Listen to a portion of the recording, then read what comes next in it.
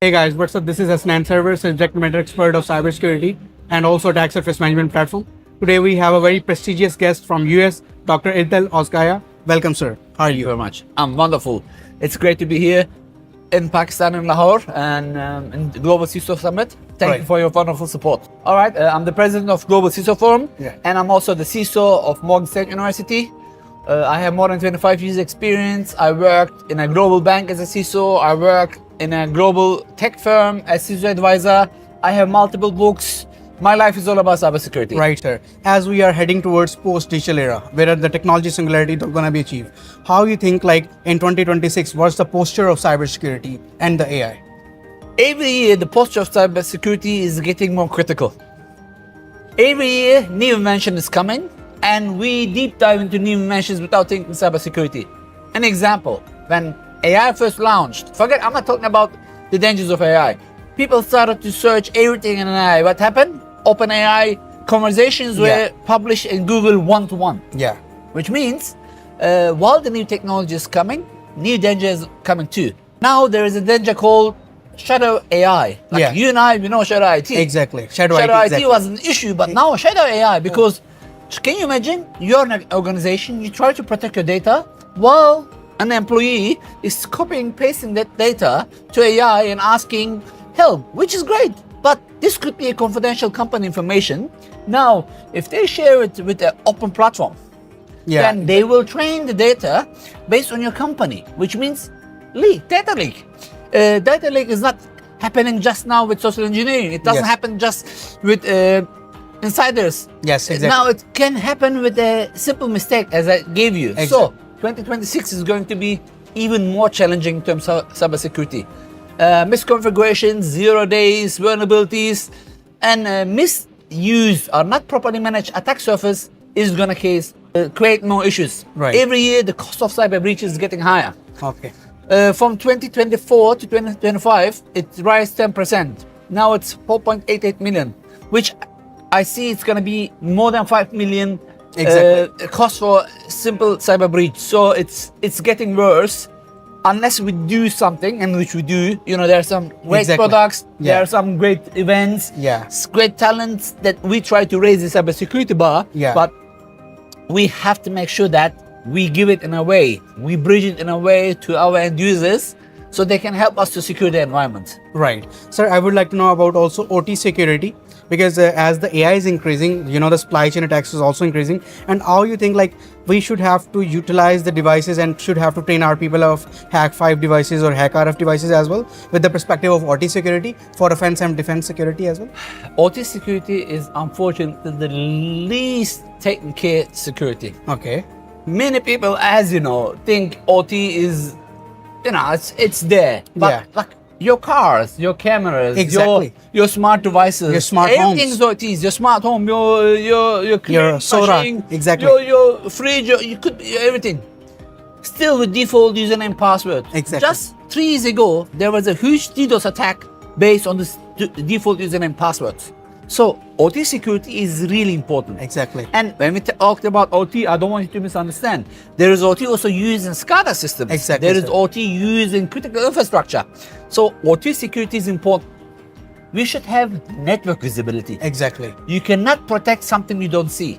Yeah. Products like AQSec, Neox networks, and other products can help you to see what is in your network and find the danger, mitigate the risk before hackers can even execute it. Right. So back to Yeah, you. yeah. OT security is very critical, and most of the time, many people, including CISOs, they oversee. It's like they forget they're so busy with something else. So you are right. OT security is gonna take even more challenge in 2026, and I hope I will be wrong. Yeah, and as you know, like policy making also, like AI grok, it created a lot of disruption by putting anyone into the bikini and all these things.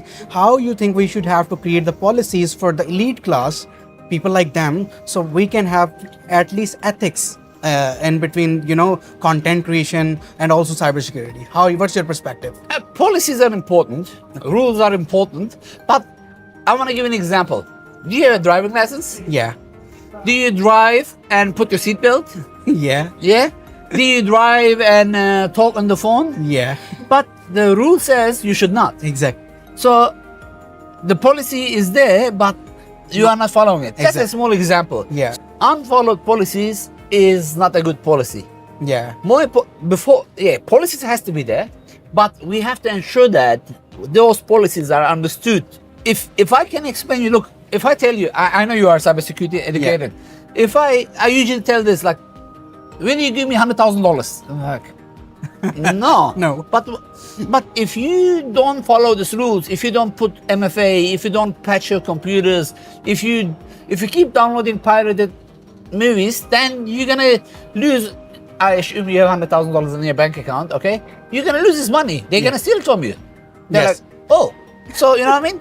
We have to. It's like if more police writes fines for driving, if more police, then probably it's gonna be regulated traffic. So, coming back to your question, yes, policies are good, but we have to ensure that the policies are understood by users, not just a law. Like, remember our dads, like, if you do it, you're gonna be in trouble. Yeah. And we get slapped, and probably many people that watch this outside Pakistan and US not gonna understand it, but it's normal in these countries. Our elders, they can punish us even now. Right?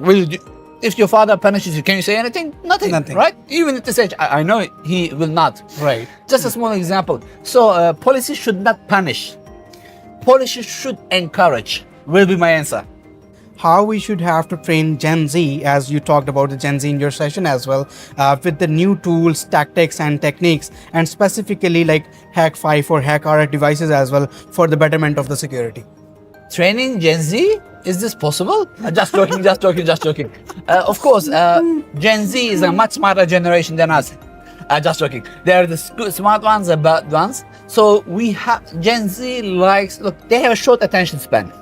For them, everything's 30 seconds. Yes, exactly. So if we can take their attention, Gen Z can be utilized in a perfect way. Those tools has to take their attentions. And honestly, there are some great tools in the market. If we can utilize their skills with their attention span, Gen Z is gonna be wonderful in this.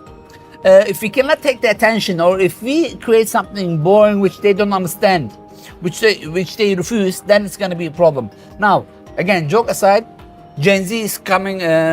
Look, when did you had your first computer? You are much younger than me. Yeah, 2018. How old you were? 28. 28. Your first computer, you were 28 years old. But today, you see many kids, they know how to open Exactly. phone, Phones, they're- ChatGPT, Yes, yeah, creating the image from Meta. Even. Exactly. So they are 20 years ahead of you. Yeah. So Gen Z is much smarter than us. Yeah. Let's be honest. Or smart. I don't mean IQ. I mean they are much more computer literated. If we can use the right, like if we can gamify the apps, if we can take the attention, Gen Z is gonna change the world in a positive way. Right. And final message, how you feel to work with the Pakistani security researchers and Pakistani hackers. And I keep coming back, which means I love them. You have very smart talent. You have really great software houses, powerhouses.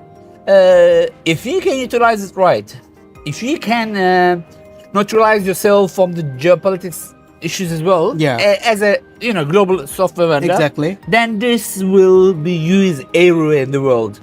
There is going to be always politics. Yes, exactly. There's going to be always, doesn't matter what you create, one country is going to say, this is Pakistani. Or, you're going to say, this is from Bangladesh or Sri from Lanka. Bangladesh or from India. You know what I mean? Exactly. Today, when you use the technology, if it's useful, Yeah. you look, many people ban some drinks, soda drinks, Exactly. But because they're origin from a country. Yeah. But then, without knowing, Exactly. they ride an airplane which has the same software vendor from that Exactly. Exactly, country. yes. So, this is just lying to each other. Exactly. Yes.